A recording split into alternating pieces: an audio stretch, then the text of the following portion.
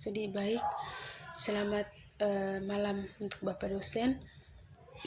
Terima kasih atas kesempatan yang diberikan kepada saya.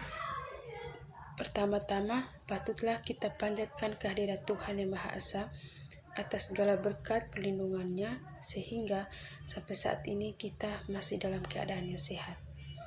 Perkenalkan, nama lengkap saya Dortiana U dengan NIM 1723030012, Prodi Sosiologi, Fakultas Ilmu Sosial dan Ilmu Politik, Universitas Nusa Cendana Kupang. Di sini saya akan melakukan video dari mata kuliah Fisiologi Terapan, review buku yang ke-15 tentang Teknologi Informasi dalam Demokrasi, yang diedit oleh Alan Westin.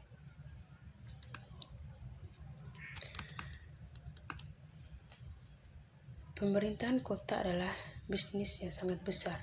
Seperti bisnis pemerintahan di dalam kota itu secara kompleks dan beragam. Bisnis ini berurusan setiap tahun dengan sejumlah besar uang, dan setiap hari para administratornya harus membuat ratusan keputusan. Dan seperti pengusaha, administrator kota harus memiliki cukup informasi. Di dalamnya ada jenis informasi yang tepat untuk membuat keputusan mereka dengan cepat, efektif, dan penuh makna.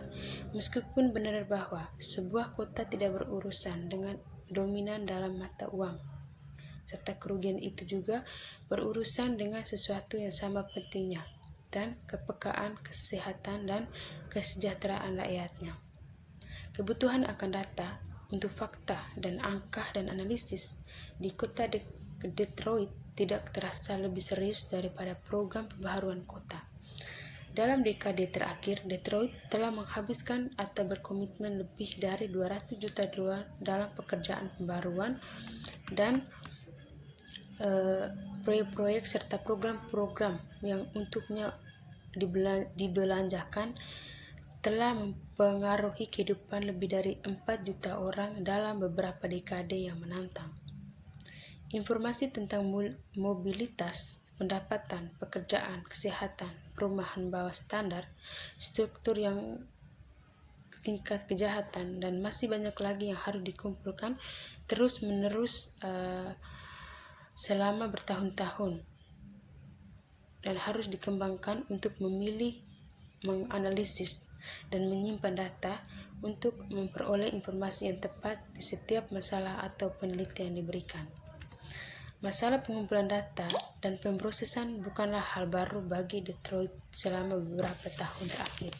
Kota ini telah melakukan sejumlah penelitian dan program penelitian yang telah melibatkan sejumlah besar data untuk memecahkan masalah, mengorganisir dan menyimpan informasi yang merancang apa yang kita sebut bank data fisik dan sosial. Meskipun demikian, bank data fisik telah terbukti menjadi peningkatan yang luar biasa atas apapun yang sebelumnya, merupakan salah satu alat perencanaan paling berguna yang pernah dapat digunakan. Nah, selain itu, belajar berharga pelajaran tentang pengolahan data dari pengalaman itu.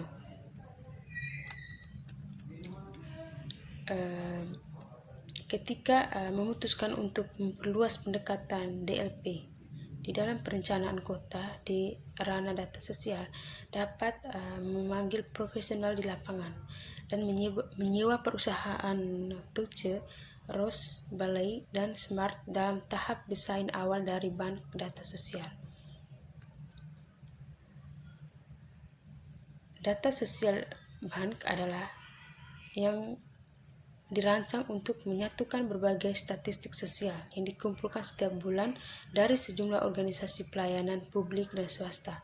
Dan untuk menyediakan ringkasan statistik dari informasi ini, bank itu pada mulanya dirancang untuk melaporkan dan menyimpan informasi menurut daerah perencanaan kota. Tetapi basis geografis itu kini telah diubah menjadi jalur sensus. Data yang tersimpan di bank ini mencakup statistik tingkat kejahatan, kesejahteraan, kelahiran, dan kematian.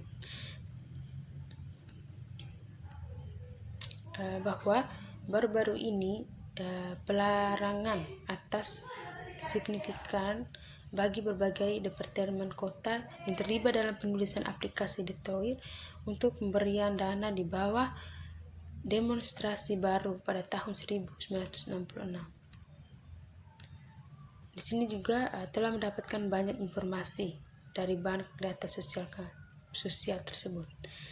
Dan segala sesuatu yang kita ingin, tentu saja kita tahu banyak lebih dari data. Sensus dapat memberitahu kita, dapat mendapatkan ide yang baik dan umum tentang kesejahteraan sosial dari setiap daerah di kota dengan mengambil data yang diperlukan. Kita mungkin menemukan di sisi lain bahwa kita mungkin tidak memanfaatkan sumber data terbaik. Kita mungkin ingin memperluas atau membatasi data yang kita kumpulkan. Untuk mengubah waktu atau dasar geografis dari pengumpulan data kita, atau merancang program penyimpanan data berdasarkan data sosial yang kombinasikan dengan informasi lain, pada waktunya kita mungkin bahkan dapat merancang sistem peringatan dini yang dapat membuat kita selalu berwaspada terhadap pendatang baru yang hanya menjadi ketidakstabilan atau kemerosotan sosial. Bagian dari sistem informasi total yang saat ini dilaksanakan terdiri dari 10 terminal penyelidikan di kelima departemen ini yang diikat oleh jalur telepon ke komputer yang terletak di pusat masyarakat.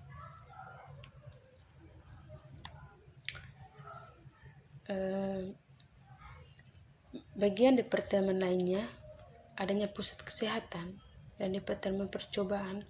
Tahap pertama ini berarti berbagai informasi dan identifikasi yang tepat dari orang-orang yang memenuhi syarat untuk layanan kejahatan.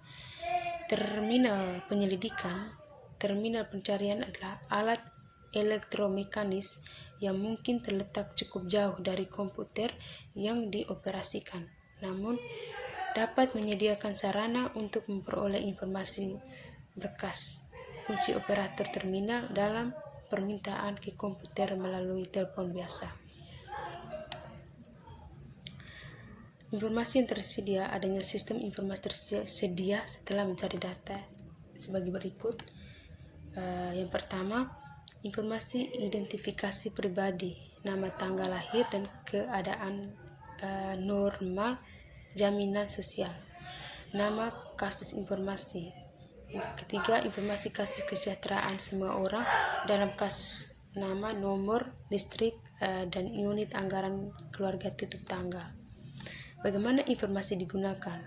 Penggunaan utama sistem informasi di Departemen Kesejahteraan adalah mengidentifikasi orang-orang yang meminta bantuan atau layanan. Sistem ini dapat menyediakan sarana untuk identifikasi dan arahan langsung dari orang-orang kepada pekerjaan sosial yang peduli, serta mengarahkan juru tulis ke folder kasus yang tepat.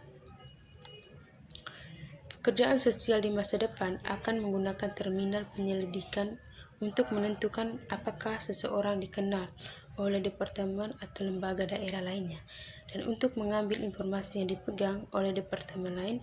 Pertukaran informasi antar departemen ini akan secara efektif mengurangi biaya.